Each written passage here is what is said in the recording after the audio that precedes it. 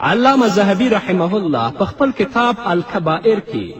یو حدیث لیکلی او ډیر په تفصیل سره هغه حدیث بیان کړی دی. هغه فرمایي چې یوه ورځ فاطمة زهرا رضی الله عنها او حضرت علی کرم الله وجهه د محمد رسول الله صلی الله علیه وسلم د ملاقات لپاره حاضر شول. کله چې د رسول الله صلی الله علیه وسلم حضور ته راغلل، ګوري چې نبی علیه الصلاة وسلام ډیر په جوش سره جاړي،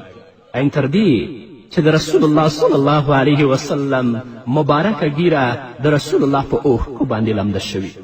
فاطمة زهرا رضی الله عنها همدارنګه حضرت علی کرم الله وجهه چې کله دا حالت ولیدل دواړه سخت حیران شول.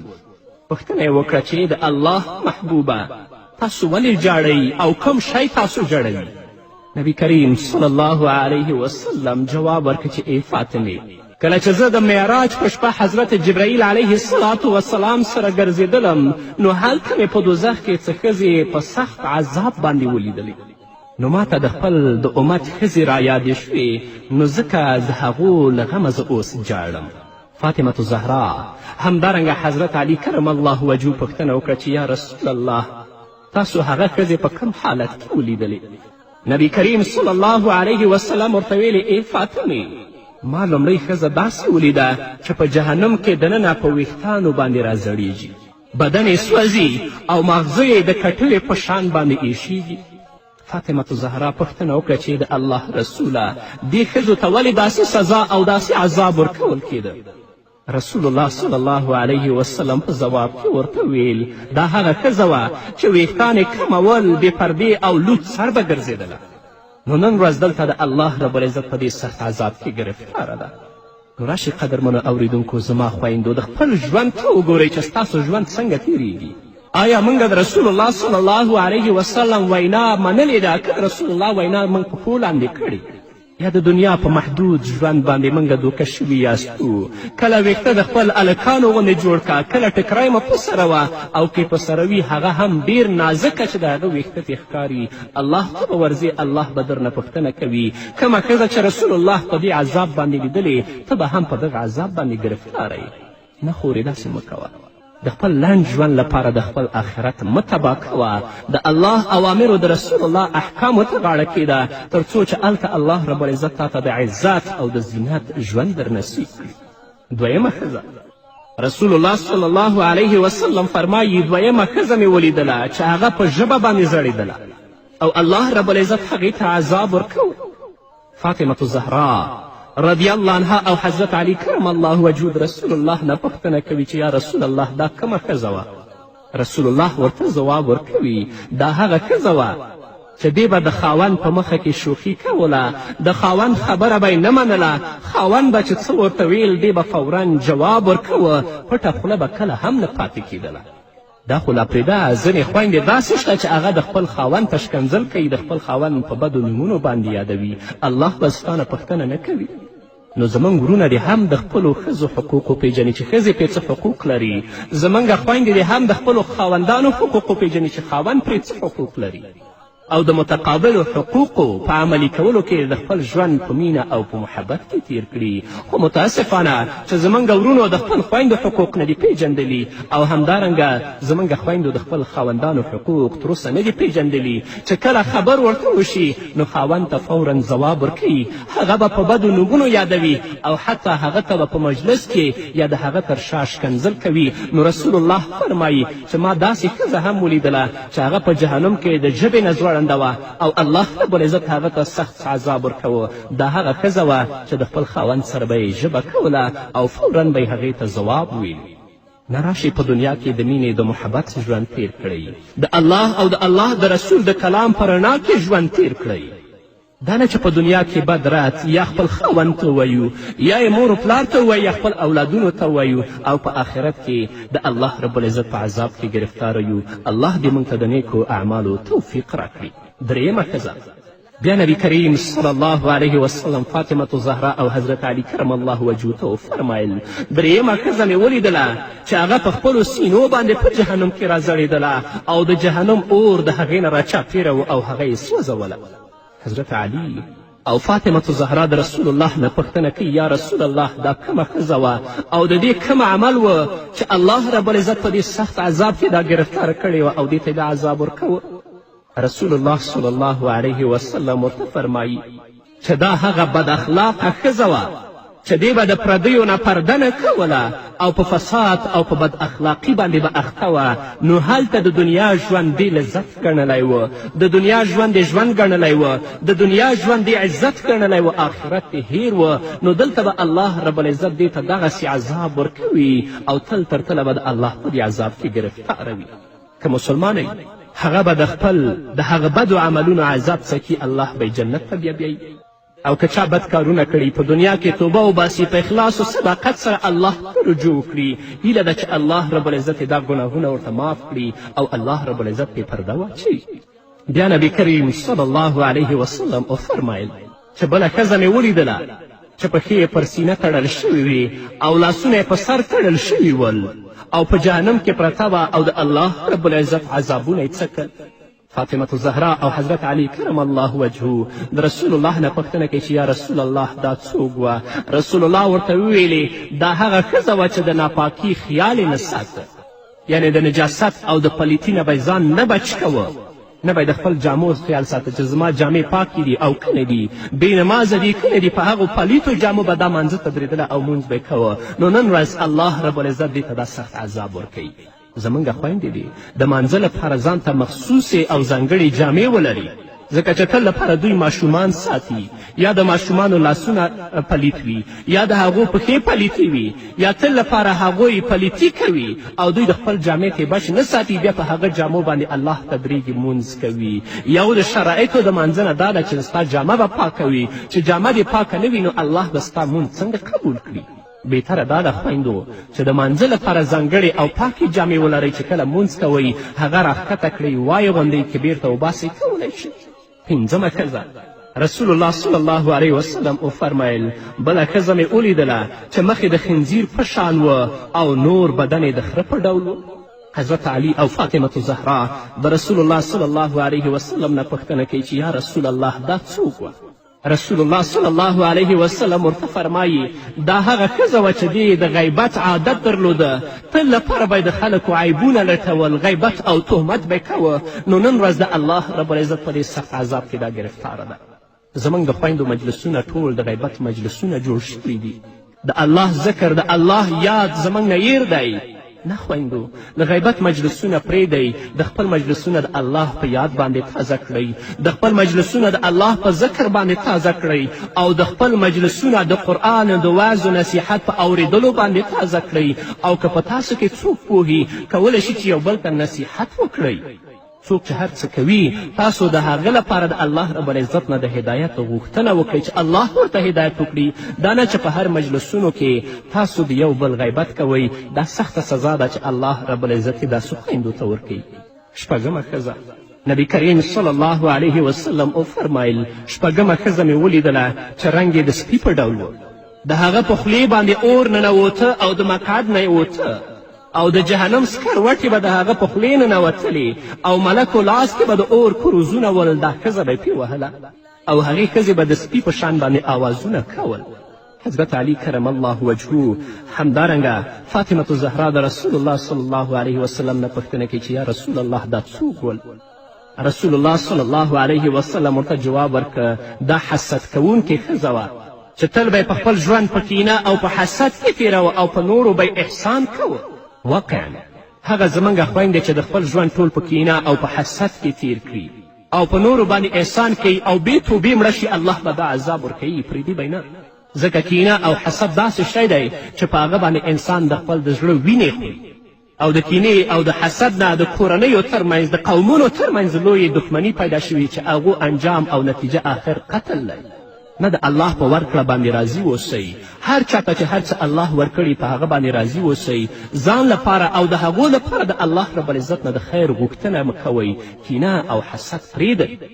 حتی په ځینې کورنیو کې داسې خویندې هم شته چې ځینو سره کینه او حسد وي، نو د کینې او د حسد د وجې نه حتی یو د بل په بدنامي باندې هم خفه کیږي نه، کوشش کوي چې د یو د بل عیبونه افشا کړي او یوه ښځه او بله ښځه بدنامه کړي. دا څومره سخته ګناه ده. نه خویندو راشئ د الله کلام ولولئ د رسول الله صلی الله علیه وسلم مبارک احادیث واورئ ځان نه مسلمانه ښځه جوړه کړئ چې یو مسلمانه ښځه په اسلامي ټولنه کې په اسلامي کورنۍ کې څنګه ژوند وکړي د هغې اخلاق څنګه وي د هغې رویه د خپل پلار سره مور سره خاوند سره څنګه وي د هغې لباس او جامه څنګه وي نن ورځ ایفته قیچي کوئ او وریځې اړوئ جامې ته هم کتل کیږي نه چې دا جامه څنګه جامه ده الله ته به نه ورځي الله به دې په خپل حضور کې نه دروي الله به درنه پوښتنه نه کوي ته راشه خورې د فاطمة زهرا سیرت مطالعه کړه د عایشې صدیقې سیرت مطالعه کړه د نورو صحابیاتو سیرت مطالعه کړه چې هغو څنګه ژوند تیر کړی د هغو جامه څنګه وه د هغو اخلاق او د هغو دیانت څنګه وه نن ورځ د ستا جامه څنګه ده اخلاق دې څنګه دی او ستا کردار و عمل څنګه دی الله ته به ورځي الله به درنه پوښتنه کوي الله نه خلاصون نه لري نه خویندو د دنیا لنډ ژوند او محدود ژوند باندې مه دوکه کیږئ الله ته متوجه شئ هغه د ابدي ژوند ځان لپاره ښایسته کړئ چې هلته بیا نه مرګ شته نه درد شته او نه افسوس شته د الله رب العزت نه ځان ته او تاسو ته او ټولو مسلمانانو خویندو ته د نیکو اعمالو توفیق غواړم نور به م واورو قدرمنو اورېدونکو خو هغه د یوې دمې نه وروسته مثال داسې دی خدای مازغه د سر بی پاخه شي خپلو خولو کې بار یو مجرم لمبیږي حساب چې ورسره کېږي په دیر بشي کالونه حساب چې ورسره کېږي په دیر بشي کالونه خپلو خولو کې بار یو مجرم لمبیږي حساب چې ورسره کېږي په دیر بشي کالونه حساب چې ورسره کېږي په دیر بشي کالونه قدرمنو اورېدونکو بیا هم زموږ سلامونه او نیکې هیلې ومنئ په دې هیله چې تر دې دمه تاسو زموږ ملتیا کړې وي بدبخته څوک دی حضرت ابو هریره رضی الله تعالی عنه فرمایي چې رسول اکرم صلی الله علیه وسلم وفرمیل بدبخته انسان هغه دی چې هغه به جهنم ته ننوځي رسول الله نه پوښتنه شو یا رسول الله هغه بدبخته چې جهنم ته ننوځي دا بدبخته څوک دی رسول الله ورته وفرمیل بدبخته هغه څوک دی چې د الله رب العزت د خوشحاله کولو او رضا لپاره د هغه اطاعت ونه که بلکې د الله اطاعت یې پرېښوده او د الله رب العزت نافرماني یې شروع کړه نه ځان نه به بدبخته نه جوړو ځان نه نیکبخته جوړ کړو او موږ هله نیکبخته ګرځو چې د الله رب العزت اوامرو او د الله رب العزت احکامو ته غاړه کیږدو دې ته متوجه شو چې د الله کلام موږ ته څه پیغام لري د رسول الله صلی الله علیه وسلم احادیث او ارشادات موږ ته څه پیغام لري دا نه چې ځان نه بدبخته جوړ کړو چې د خلکو رضا لپاره الله ناراضه کړو نه ټول خلک خفه کړئ الله د ځان نه راضي کړئ کنې حساب او کتاب موږ پسې را روان دی لکن زمونږ ټول ژوند په غفلت کې تیریږي کله هم دې ته متوجه نه شو چې الله رب العزت موږ څه لپاره پیدا کړي یو ولې دې دنیا ته رالیږلي یو او الله به خپل حضور کې دروي رسول اکرم صلی الله علیه وسلم فرمایي ما رأیت مثل الجنة نام طالبها وما رأیت مثل النار نام حاربها او کما قال علیه الصلاة والسلام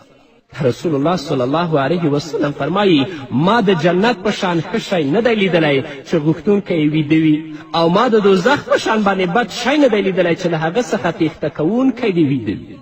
یعنې د جنت نه ښایسته ځای بل نشته نو څوک چې طالب د جنت دی هغه دې نه ویده کیږي هغه دې د الله رب العزت په طاعت او په عبادت باندې ځان مصروف کړي هغه دې د غفلت ژوند نه تیروي او همدارنګه څوک چې د جهنم نه ځان ساتي باید د الله اوامرو او د الله رب العزت احکامو ته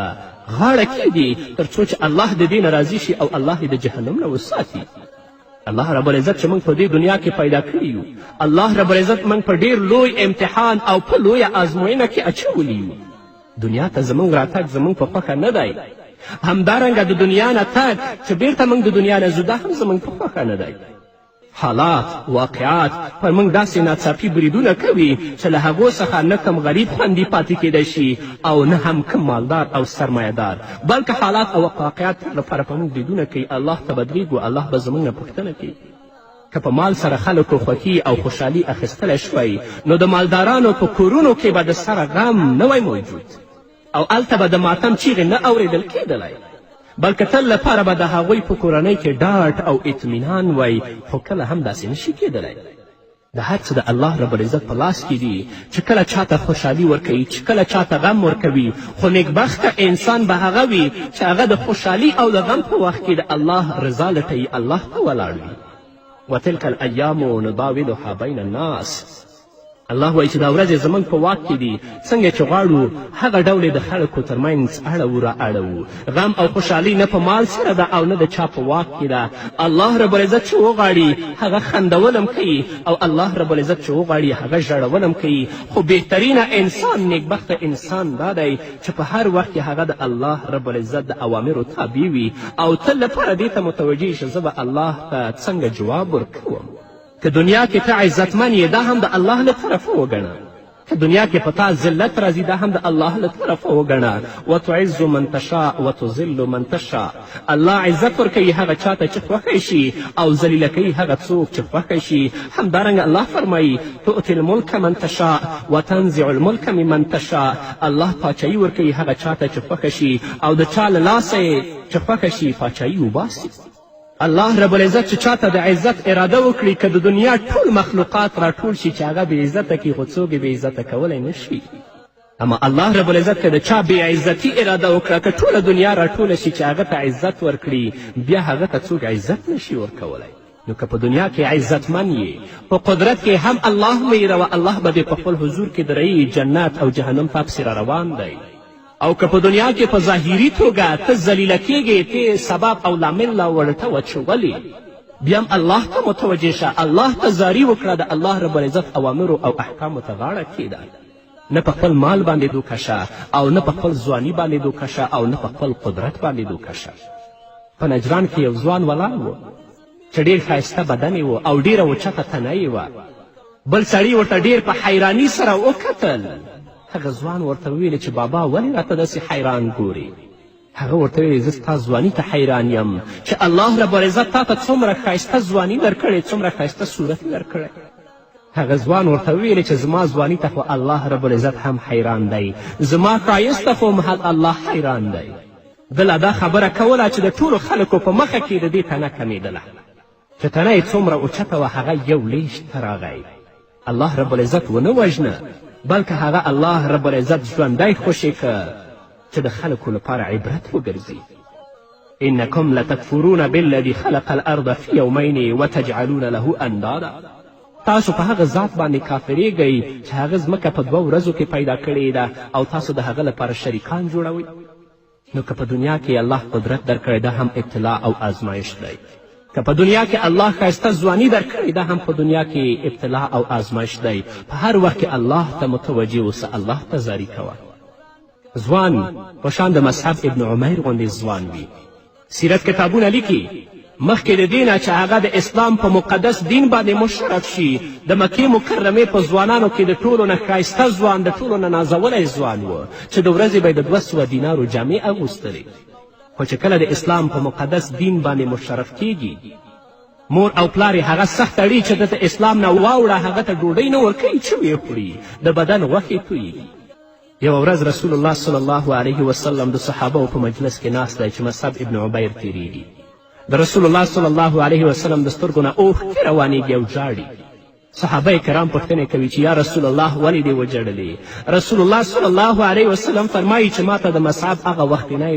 سابقه وخت را یاد شو چې دی به څنګه ژوند تېروه او اوس یې په پښو باندې څپلۍ نشته او کومه جامې چې په ځان دي هغه هم شکېدلې دي او مبارک چې کله د الله رب العزت په لاره کې مبارزې ته وچتېږي جهاد کوي چې په شهادت رسیږي څه نشته چې هغه ته کفن کړي ځان نه داسې ځوان جوړ کړ نن ورځ زموږ د ځوانانو ورونو جامه د ښځو جامه ګرځېدلې په لاس او په غاړه کې دستبندونه اچولي او ځینې خو ویښته د ښځو غوندې تړلي دي د خویندو جامه د هلکانو جامه ګرځېدلې اخلاق او کردار د هلکانو اخلاق او کردار ګرځېدلي شرم و حیا اصلا پکې نشته الله ته به ورځئ الله ته درنه پوښتنه کوي الله ته متوجه شي د الله نه وویرېږئ د دنیا ژوند ډېر محدود ژوند دی ډېر کم ژوند دی د دې لږ ژوند لپاره آخري ژوند خپل مه تباه کوئ الله نه وویرېږئ الله رب العزت فرمایي ونفخ في السور فصعق من في السماوات ومن في الأرض إلا من شاء الله ثم نفخ فيه أخرى فإذا هم قيام ينظرون الله رب العزت وایي په هغه ورځ چې چې شپېلۍ پوک کړی شي او هغه ټول چې په آسمانونو او ځمکه کې دي هغه به ټول مړه را وغورځېږي پرته له هغوی چې الله رب العزت د هغوی ژوند غواړي. بیا به یوه بله شپېلۍ پوک کړی شي او په ناڅاپي ډول به ټول را پاڅیږي او ګوري به چې کله الله رب العزت اسرافیل علیه السلام ته په شپېلۍ کې د پوکولو امر وکړي نو چې اسرافیل علیه السلام په شپېلۍ کې پوکی وکړي هغه مخلوقات چې په آسمانونو کې دي او هغه مخلوقات چې په ځمکو کې پراته دي هغه به ټول مړه را وغورځېږي مګر د هغه چا ژوند چې الله غوښتی وي. په تیریدلو د وخت سره چې کله الله رب العزت اسرافیل علیه السلام ته بیا امر وکړي چې ته په شپېلۍ کې بیا پوکی وکړه ټول به راپاڅېږي او ګوري به چې د حشر په میدان کې ولاړ دي الله به دوی سره حساب کوي. همدارنګه حضرت ابی هریره رضی الله تعالی عنه د محمد رسول الله صلی الله علیه وسلم نه روایت کوي. دا حدیث ده چې بخاري او مسلم دواړو روایت کړی. قال رسول الله صلی الله علیه وسلم ما بین نفقتین 40 قال 40 یوما قال ابیت قال 40 شهرا قال ابیت قال 40 سنة قال ابیت قال ثم ينزل الله من السماء ماء فينبتون كما ينبت البقل ليس من الإنسان شيء إلا ما يبلى إلا عزما واحدا وهو عجب الذنب ومنه يركب الخلق يوم القيامة متفق عليه. حضرت ابی هریره رضی الله تعالی عنه فرمایی چې محمد رسول الله صلی الله علیه وسلم فرمایل چې په سور یعنی شپېلۍ کې د دوو پوکو ترمنځ به فاصله 40 وي یعنی د اول پوکي او د دویم پوکي ترمنځ به 40 فاصله وي. مخاطب دې پوښتنه وکړه چې 40 ورځې ابو هریره ویلې چې زه نشم کولی چې ووایم. هغه پوښتنه وکړه چې 40 میاشتې دې هغه ویلې نشم کولی چې ووایم. هغه پوښتنه وکړه چې 40 کلونه هغه ویلې زه نه پوهیږم. د دې نه پس به الله رب العزت د آسمان څخه اوبه رانازلې کړي او انسانان به د شینکیو بوټو په شان له ځمخې څخه راوټوکیږي او راپیدا به شي. د انسان ټول وجود به خاورې کیږي مګر یو هډوکی او هغه د ملا د تیر آخرنۍ فقره او حلقه ده او له همدې ځای څخه به د انسان پیدایش او خلقت په دوهم ځل د قیامت په ورځ شروع کیږي. یعنی د اولې شپېلۍ او د دویمې شپېلۍ ترمنځ به 40 فاصله وي چې ځینې محدثین فرمایي چې 40 کاله به وي او الله رب العزت به د هغه نه وروسته باران وکړي لکه څنګه چې په ځمکې باندې باران وشي د هغه نه شنه بوټي راخیږي نو انسانان به همداسې د ځمکې نه د شنو بوټو په شان راپیدا شي. ټول بدن به ختم وي مګر په ملا کې د آخرنۍ اډوکی به پاتې وي. د دې نه به د انسان پیدایش او خلقت بیا شروع شي د الله په حضور کې به درېږي او الله به د هغه د ژوند او د هغه د عملونو نه پوښتنه کوي. همدارنګه الله رب العزت په سورت یاسین کې د 51 آیت نه تر 53 آیت پورې فرمایي ونفخ فی الصور فاذا هم من الاجداث الى ربهم ینسلون قالوا یا ویلنا من بعثنا من مرقدنا هذا ما وعد الرحمن وصدق المرسلون ان كانت الا صیحة واحدة فاذا هم جمیع لدینا محضرون. بیا به یوه شپېلۍ پوکړی شي او په ناڅاپي ډول به دوی د خپل رب حضور ته وړاندې کېدو لپاره له خپلو قبرونو څخه راووځي. چې کله دویمه شپېلۍ وشي نو په ناڅاپي ډول به دوی خپل رب حضور ته له خپلو قبرونو څخه راووځي او په وارخطایي سره به ووایي چې دا موږ چا له خپلو قبرونو څخه راپاڅولو. دا همغه شی دی چې رحمان خدای د هغه وعده کړې وه او د پیغمبرانو خبره رښتیا وه. صرف یو قوي آواز به وي او ټول به زموږ په وړاندې حاضر کړی شي. الله وایي چې دا به یو قوي آواز وي او ټول به زموږ په وړاندې حاضر کړی شي. همدارنګه الله رب العزت په صورت ابراهیم په 48 آیت کې فرمایي یوم تبدل الارض غیر الارض والسماوات وبرزوا لله الواحد القهار. الله رب العزت رسول الله ته وایي دوی له هغې ورځې نه وویروه چې کله ځمکه او آسمانونه بدل او له یو څه نه بل څه جوړ کړی شي، یعنې ځمکه او آسمان به دواړه بدل شي، آسمان به په ځمکې راپرېوځي او ټول به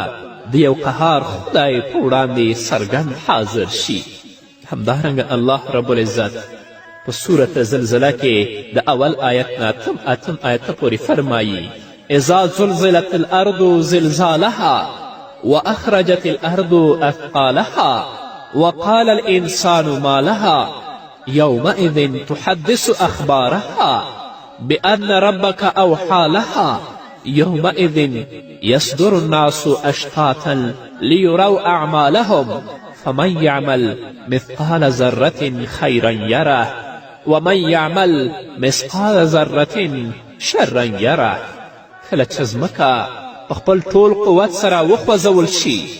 او ځمکه خپل دننه ټول پیټې را وباسي، هغه خزانې چې په ځمکه کې پرتې دي هغه ټولې را وباسي او د باندې وغورځوي، او انسان به وایي چې په دې ځمکه باندې څه شوي دي. په هغه ورځ به هغه په خپل مخ باندې تیر شوي حالات بیان کړي. هر هغه چا په چې ځمکه باندې فساد، منکرات، فجایع کړي دي، نو ځمکه به هغه ټول حالات بیان کړي او د الله رب العزت په حضور کې به شاهدي ادا کوي. دا ځکه چې ستا رب هغې ته د داسې کولو امر کړی وي، یعنې ځمکې ته الله دا امر کړی دی. په هغه ورځ به خلک په ډیر پراګنده حالت کې ور وګرځي تر څو چې د هغو عملونه هغو ته وښودل شي چې موږ په دنیا کې څه کړي دي. نو بیا چې چا 1000 قدرې نیکي کړي وي هغه به وګوري، او چا چې 1000 قدرې بدي کړي وي هغه به هم وګوري. همدارنګه الله رب العزت په سورة طه کې فرمایي ویسألونک عن الجبال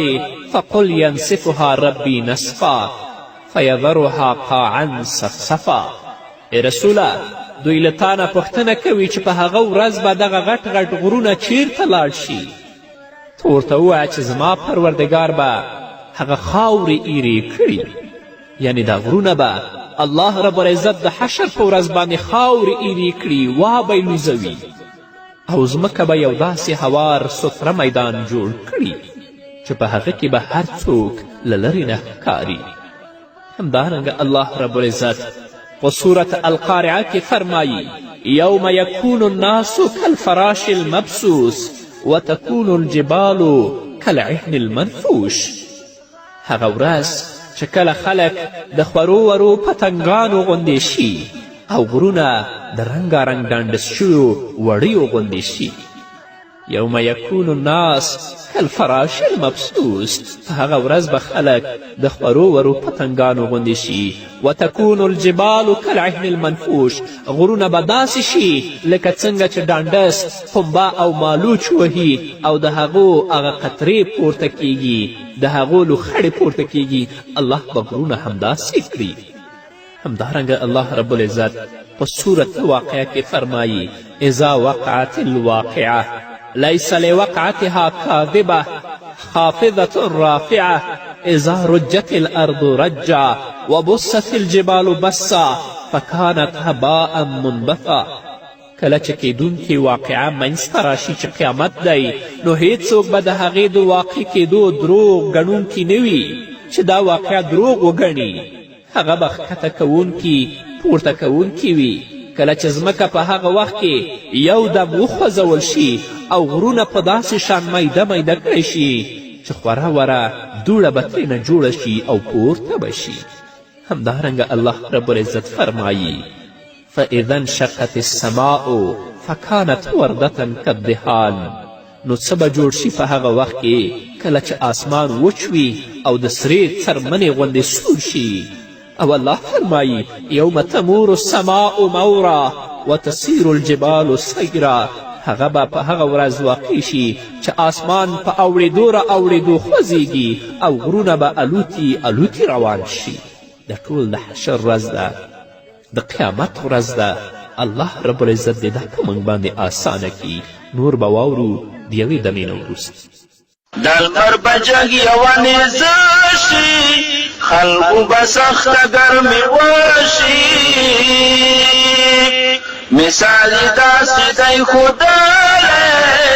مازغه د سر به یې پاخه شي. خپلو خولو کې به هر یو مجرم لمبېږي، حساب چې ورسره کېږي په تېر به شي کالونه. حساب چې ورسره کېږي په تېر به شي کالونه. خپلو خولو کې به هر یو مجرم لمبېږي، حساب چې ورسره کېږي په تېر به شي کالونه. حساب چې ورسره کېږي په تېر به شي کالونه.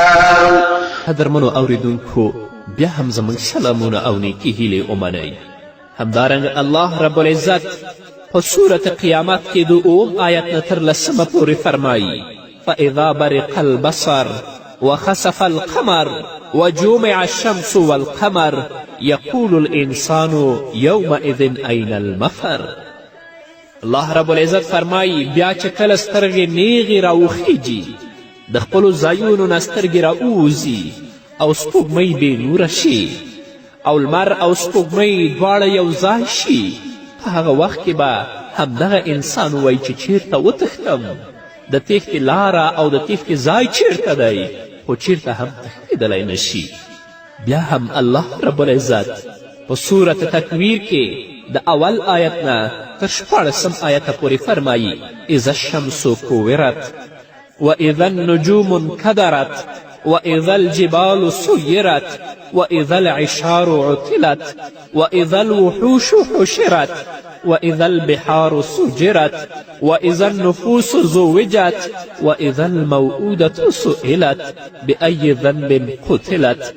واذا الصحف نشرت واذا السماء كشطت واذا الجحيم سعرت واذا الجنة أزلفت علمت نفس ما أحضرت فلا أقسم بالخنس الجوار الكنس. الله رب العزت فرمایي کله چې لمر ونغښتلی شي او کله چې ستوري خواره واره شي، کله چې غرونه وخوځولی شي، کله چې د 10 میاشتو بلاربې اوښې په خپل حالت پرېښودلی شي، او کله چې د ځنګلونو ځناوران راغونډ او سره یو ځای کړی شي،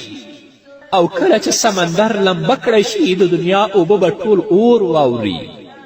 او کله چې ساګانې له جسدونو سره یو ځای کړی شي، او کله چې له ژوندۍ خښې کړې شوې جلین څخه پوښتنه وشي چې هغه په کومه ګناه وژل شوې ده او ژوندۍ خښه کړې شوې ده چې د مشرکینو دا عادت و، او کله چې عملنامې یې پرانستلی شي، او کله چې د آسمان پرده بیرته کړی شي، او کله چې دوزخ په جوش راوستلی شي او ګرم شي، او کله چې جنت نږدې راوستلی شي، په هغه وخت کې به هر چا ته څرګنده شي چې له ځان سره یې څه راوړي دي. چې دا حالات وویني نو هر انسان ته به دا څرګنده شي چې ځان سره ما څه راوړي دي. الله رب العزت دې هغه ورځ قدرمنو اوریدونکو په موږ او تاسو باندې اسانه کړي. راشئ په دنیا کې نیک عملونه وکړئ، پرېږدئ بد، فحشا پرېږدئ،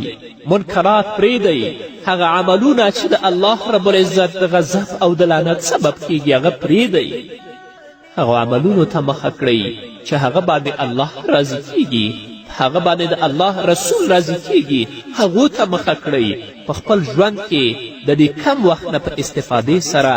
خپل ځان نه الله راضي کړئ، د الله پیغمبر راضي کړئ چې هغه سخته را روانه ورځ چې آسمان به په ځمکه پرېوځي، د دنیا اوبه به ټول اورونه واوړي او دا غرونه به ذره ذره شي، الله حضور ته به روان یې، الله به درنه پوښتنه کوي چې الله هغه ورځ در باندې اسانه کړي. د دنیا ژوند کله هم مه غواړه زما ګرانه وروره، زما خویندو و میندو، په خپل ژوند کې الله د خپل ځان نه راضي کړئ چې الله دا سخته ورځ په موږ باندې اسانه کړي. همدارنګه الله رب العزت په په صورت انفطار کې د اول آیت نه تر 5 آیته پورې فرمایي اذا السماء انفطرت واذا الكواكب انتثرت واذا البحار فجرت واذا القبور بعثرت علمت نفس ما قدمت واخرت. کله چې آسمان وچ وي د قیامت په ورځ باندې 2 څیرې به شي آسمان، او کله چې ستوري خواره واره شي، او کله چې سمندرونه او سیندونه وشلېږي، او کله چې قبرونه پرانستله شي، هغه وخت به هر څوک په خپلو لومبنیو او وروستنیو عملونو وپوهیږي چې ما څه کړي دي په دنیا کې. اوس به الله ته زه څه وایم؟ هغو اعمالونو باندې به پوهیږي چې د الله د عذاب نه خلاص سوي، په هغو عملونو به پوهیږي چې د الله په غضب او په لعنت کې به ګرفتاره کوي. همدارنګه الله رب العزت په صورت انشقاق کې د اول آیت نه تر 5 آیته پورې فرمایي اذا السماء انشقت واذنت لربها وحقت واذا الارض مدت والقت ما فيها وتخلت واذنت لربها وحقت. کله چې آسمان وچوي ټوټه شي او د خپل رب امر عملی کړي، او د هغه حق هم دا دی چې د خپل رب امر ومني، الله ورته وایي چې ته څیرې سه. او کله چې ځمکه وغوړولی شي او څه چې په هغې کې دننه دي هغه باندې وغورځوي، څه په چې ځمکه کې دي هغه ټول به د باندې وغورځوي او تشه به شي، او د خپل رب امر به په ځای کړي، او له هغې سره همدا ښایي چې د خپل رب امر ومني. همدارنګه محمد رسول الله صلی الله علیه وسلم فرمایي، دا هغه حدیث دی چې بخاري او مسلم دواړو روایت کړی. راوي د حدیث حضرت سعد بن سعد دی. هغه فرمایي قال رسول الله صلی الله علیه وسلم يحشر الناس يوم القيامة على أرض بيضاء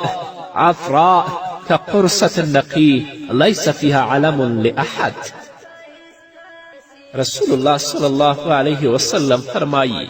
خلک به د قیامت په ورځ حشر کړی شي پر داسې ځمکه چې سپینه به وي، سوروالي ته به مایله وي، همواره به وي چې د هیچا هیڅ اثر به پکې نه وي، هیڅوک به پکې نه ښکاري، د چا څه اثر به په هغه کې نه وي. همدارنګه حضرت عبدالله ابن عباس رضی الله تعالی عنه د محمد رسول الله نه روایت کوي، فرمایي عن النبي صلى الله عليه وسلم قال إنكم محشورون حفاة عراة غرا ثم قرأ كما بدأنا أول خلق نعيده وعدا علينا إنا كنا فاعلين وأول من يكسى يوم القيامة إبراهيم. رواه البخاري. حضرت عبدالله ابن عباس د محمد رسول الله نه روایت کوي چې رسول الله وفرمایل تاسو به د قیامت په ورځ پښې لوڅې بربنډه او ناسنته حشر کړی شئ. او بیا رسول الله صلی الله علیه وسلم دا آیت تلاوت که لکه څنګه مې چې لومړی ځل تاسو پیدا کړي یاست په دوهم ځل به هم د دې اعاده وکړو، لکه څنګه چې په لومړي ځل کې پیدا شوئ هلته لوڅ ځان وی، په ځان کې هم جامې نه وې، په پښو هم څپلۍ نه وې، سنت نه وی، همدارنګه به د الله په حضور کې بیا درېږئ. او الله وایي چې موږ د دې کار کوونکي یو. او بیا رسول الله صلی الله علیه وسلم وفرمایل تر ټولو لومړی شخص چې هغه ته به جامه او لباس اغوستل کیږي هغه ابراهیم علیه السلام دی. همدارنګه حضرت عایشه رضی الله عنها فرمایي چې محمد رسول الله صلی الله علیه وسلم وفرمایل چې تاسو به بربند او لوڅې پښې ناسنته د الله په حضور کې حشر کړی شئ. نو حضرت عایشه رضی الله عنها فرمایي چې موږ ویل په دغه صورت کې به نارینه او ښځې یو بل ته نه ګوري. رسول الله صلی الله علیه وسلم وفرمایل د قیامت امر له دې څخه زیات سخت دی چې د هغه حالت ورته څه اهمیت ولري. یعنی هر څوک به هلته په خپل غم کې اخته وي، هغه ته به دا فرصت نه وي چې هغه یو بل ته د قیامت په ورځ باندې وګوري. همدارنګه حضرت قتاده رضی الله عنه فرمایي حدثنا انس بن مالک رضی الله عنه ان رجلا قال یا نبی الله يحشر الكافر على وجهه يوم القيامة قال أليس الذي أمشاه على الرجلين في الدنيا قادرا على أن يمشيه على وجهه يوم القيامة؟ قال قتادة بلا وعزة ربنا. رواه البخاري. د انس بن مالک څخه روایت دی چې یو سړي ویلې ای د الله پیغمبره کافر به څرنګه په خپل مخ راپورته او حشر شي؟ کافر به هلته په خپل مخ باندې حشر کیږي، په خپل مخ به روان وي. نو رسول الله وفرمیل هغه ذات چې په دنیا کې دغه کافر په دوه پښو روان کړی و، آیا هغه ذات په دې قادر نه دی چې په آخرت کې هغه په مخ باندې روان کړي؟ نو حضرت قتاده رضی الله عنه فرمای بلا بلکه زموږ رب په دې باندې قادر دی چې هغه په آخرت کې په خپل مخ باندې روان کړي. همدارنګه